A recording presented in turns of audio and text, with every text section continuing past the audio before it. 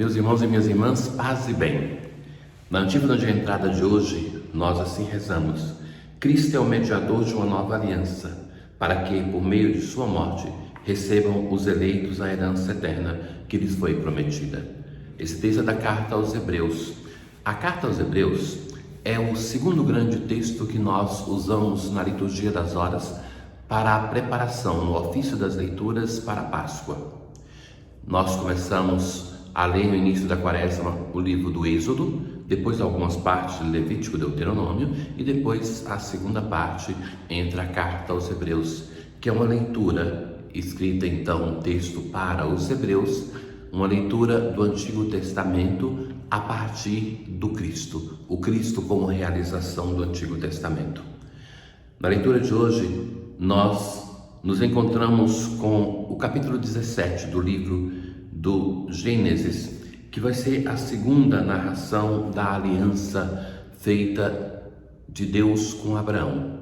Era o momento do exílio da Babilônia, quando se escreve esse texto, e naquele momento a necessidade do povo de reforçar a memória daquilo que Deus fez em prol do seu povo. Deus disse a Abraão, que está prostrado por terra: Eis a minha aliança contigo, tu serás pai de uma multidão de nações.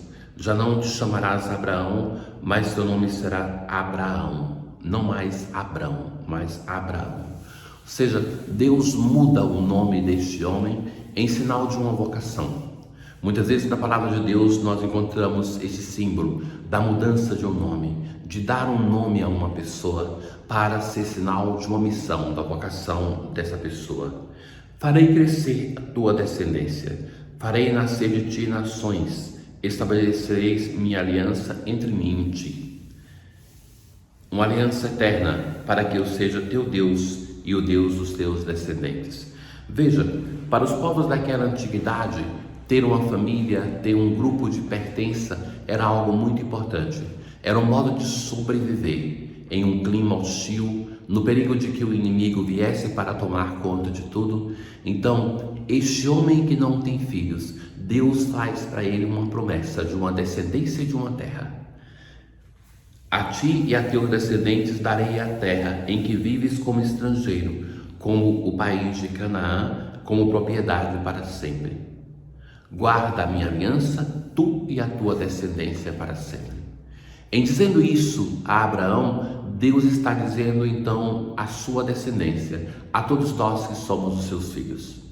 Jesus no Evangelho, corrigindo os fariseus, vai dizer assim, que o que nos torna filhos de Abraão é a vivência da fé, assim como Abraão viveu. Que não basta o ser descendente, a consanguinidade, mas temos que ter em comum o vínculo de fé que nos une. Então, nessa semana em que nós temos o tema da liturgia da palavra, que é aquele da fidelidade de Deus para com alguém, nós temos aqui hoje na leitura a fidelidade do nosso Deus para com Abraão.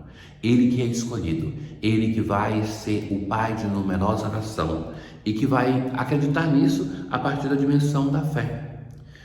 Então, no Salmo 104 deste dia, nós assim rezamos: Procurai o Senhor e seu poder, buscai constantemente a sua face.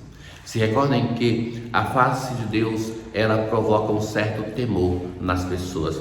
Ao momento nós já ouvimos na quaresma que o povo de Israel vai pedir que Deus fale somente com Abraão, porque eles tinham temor. Lembrai as maravilhas que ele fez. E é essa lembrança das maravilhas, dos fatos grandiosos, portentosos que Deus faz, que vai atenuar o receio da face de Deus, a ponto que vai se pedir: buscai constantemente a face de Deus. Descendentes de Abraão, seu servidor, e filhos de Jacó, seu escolhido, ele mesmo, o Senhor, é nosso Deus, vigoram suas leis sobre a terra. Descendentes de Abraão, filhos de Jacó. É uma resposta à leitura que nós ouvimos hoje. Somos descendentes porque herdamos essa fé inquebrantável de Abraão. Ele sempre se recorda da aliança. Deus se recorda da aliança que fez para com o seu povo. Ele não se esquece. Das vezes que fez a aliança, ele sempre foi a dimensão fiel. Enfim, na aliança feita em Jesus, que é Deus e que é o homem, Deus encontra finalmente uma humanidade fiel. Da aliança recordai-vos, da aliança que ele fez a Abraão e do seu santo juramento a Isaque.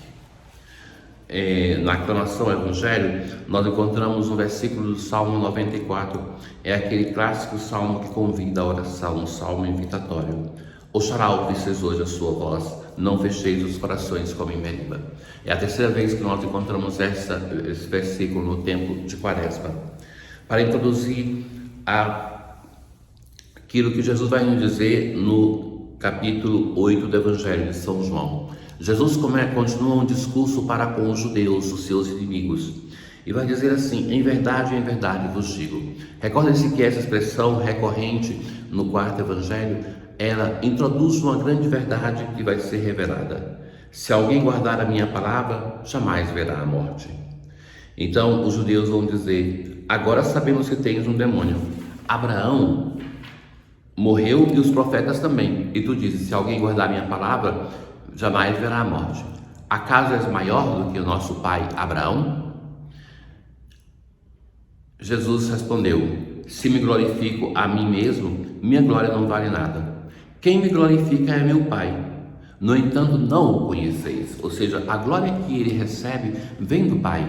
Mas como eles não conhecem o Pai, não podem também conhecer o Filho. Mas eu conheço e guardo a sua palavra. Vosso pai Abraão exultou por ver o meu dia. Ele o viu e alegrou-se. Então, Jesus vai agora usar o testemunho que eles mesmos estão dizendo, ou seja, isso é a clássica ironia que encontramos no Evangelho de São João. Jesus vai usar as palavras dele, citando Abraão, para reforçar agora o próprio Jesus, que ele é maior do que Abraão. Então, vai dizer: vosso pai Abraão exultou por ver o meu dia. Então os judeus vão dizer: nem sequer 50 anos tens e viste Abraão? Jesus respondeu: em verdade vos digo, antes que Abraão existisse, eu sou. E essa expressão eu sou é dizer Javé, Senhor, Deus. Jesus se apresenta então como Deus. E é isso aqui então que vai cada vez mais ser o problema neste diálogo de Jesus com os judeus, porque ele revela a sua identidade divina, e isso para eles é inaceitável, porque seria uma profanação do nome de Deus. Então eles pregaram em pedras para apedrejar Jesus, mas ele se escondeu. Então vejam que cada vez mais tem um fechamento dos judeus em relação a Jesus, que vai chegar nessa semana a se consolidar o processo para levá-lo à morte da cruz. Na oração deste dia, nós assim rezamos: assisti, ó Deus, aqueles que vos suplicam, e guardai com solicitudes que esperam em vossa misericórdia, para que, libertos dos nossos pecados, levemos uma vida santa e sejamos herdeiros das vossas promessas. Tenham todos um bom dia. O Senhor esteja convosco, Ele está no meio de nós. Abençoe-vos o Deus Todo-Poderoso, o Pai, o Filho e o Espírito Santo. Paz.